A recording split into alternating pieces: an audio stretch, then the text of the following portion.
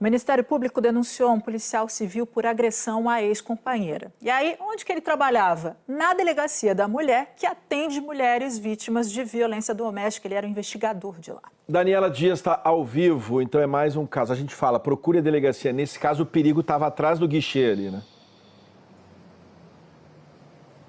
Perigo atrás do guichê e dentro da casa dessa ex-companheira desse policial civil é o Marcos André de Oliveira dos Santos e ele virou réu. A Justiça aceitou o pedido, a denúncia do Ministério Público. Então, Marcos André de Oliveira dos Santos, ele é réu por ter agredido a ex-companheira. Como vocês disseram, ele é policial civil e ele trabalhava como investigador ali, como chefe da investigação da Delegacia de Atendimento à Mulher de Jacarepaguá, na zona oeste do Rio. Ele atendia, então, casos de mulheres que eram agredidas, um agressor atendendo mulheres agredidas. Quando que a gente vai imaginar isso, né?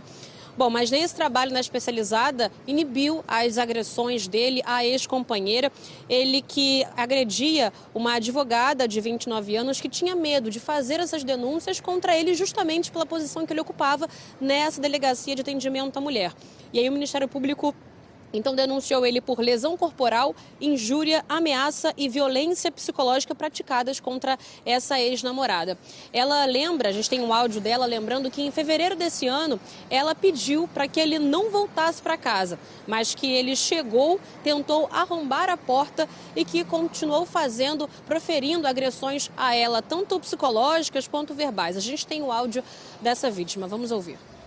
Teve um dia que eu falei para ele, não volta para casa, tranquei a porta, né, passei na porta, e ele ficou 40 minutos tentando arrombar a porta, não conseguiu. Foi fevereiro, início de fevereiro. Ele entrou dentro de casa igual um bicho, ele cuspia em mim, dizia que era nojento. Eu não queria denunciar ele, porque eu sabia que ia dar um caos. Eu tenho medo, tá entendendo? E o argumento é que ele é policial. Então, assim, tudo que ele é por isso.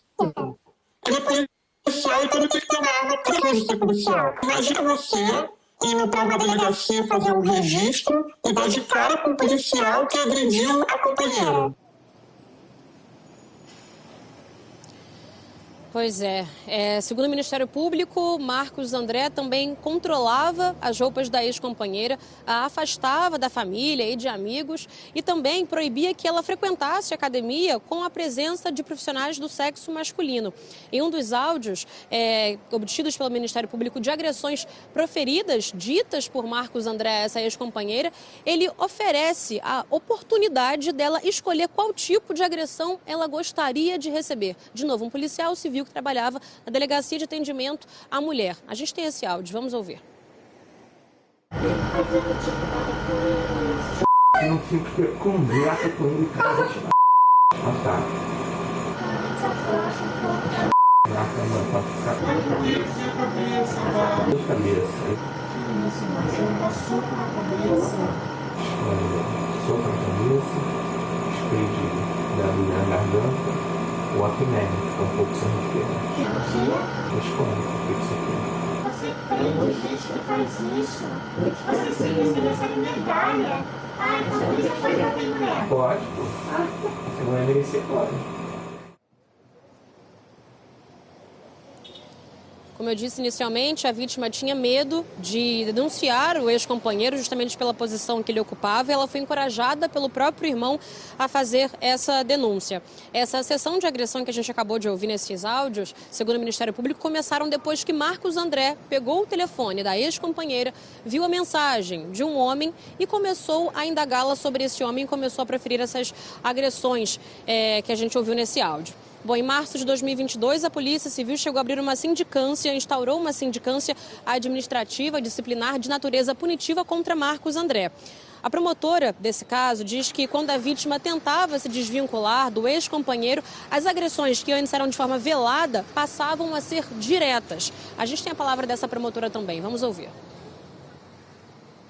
O relato é de um relacionamento que durou cerca de um ano. Inicialmente, ele apresentava uma conduta de ciúme e controle, mas isso foi se intensificando e na medida em que ela pretendeu se desvincular desse relacionamento abusivo, ele passou também a realizar ameaças diretas, que antes eram veladas, a se utilizar da posição de policial civil e da lotação na Delegacia Especial de Atendimento à Mulher como formas de intimidar ela. Ele acreditava que, por ser policial, nada jamais aconteceria com ele. E não foi isso que aconteceu. Com as provas produzidas nos autos, a gente pôde ofertar a denúncia. Como se não bastasse todas essas agressões que a gente ouviu aqui, fora as outras que não foram gravadas, e também o fato dele ser um policial civil que trabalhava na Delegacia de Atendimento à Mulher, Marcos André recebeu no ano passado uma moção de louvor da Câmara de Vereadores do Rio, proposta pela vereadora Verônica Costa, do PL. Essa moção tinha como objetivo homenagear os bons serviços prestados pelo policial. Bom, vamos às notas. Segundo a Polícia Civil, Marcos André de Oliveira dos Santos está em serviços internos até que o processo administrativo que foi aberto seja concluído. A polícia disse também que ele foi denunciado pelo Ministério Público depois de ser indiciado pela Corregedoria.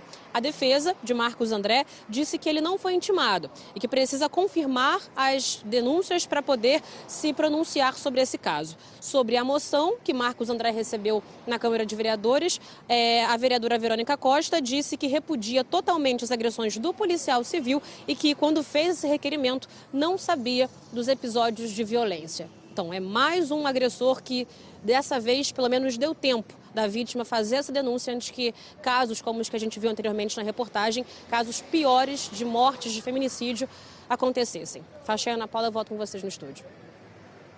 Olha, é uma história meio de embrulhar o estômago, né? É uma história de embrulhar o estômago, é uma história de covardia, é uma história... Eu vou além, né? Eu não sei, Flávia, a gente consegue colocar de novo aquele trecho, eu não sei se a gente consegue colocar esse trecho do áudio, que é importante ouvir aquilo ali. Vamos ver se a gente consegue, vamos tentar separar, porque é tão importante a gente ouvir isso de novo, porque sabe que é aquela coisa que acontece entre quatro paredes, é aquela coisa que acontece lá onde ninguém está vendo. Sabe, Ana Paula? E depois a pessoa vai para trás do balcão atender vítimas de violência todo dia. Como se nada tivesse acontecido. Vamos ouvir de novo. Vamos ouvir de novo. Não tinha que ter conversa com ele, cara. Ah, tá.